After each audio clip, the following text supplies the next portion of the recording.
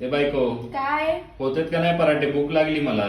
झाले पराठे झाले आणि ओरडायचं नाही. का बरं? माझ्यासारखी बायको भेटायला नशीब लागतं, नशीब.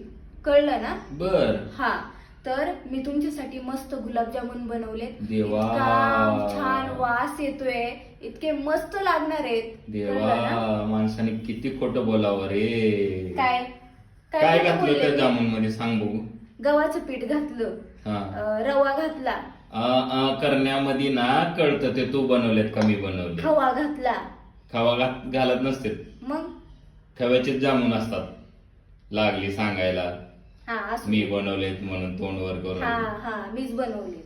बनव पराठे गपचूप. हा असू दे, बघू. नको लय त्या पिठावर रेगोट्या मारून.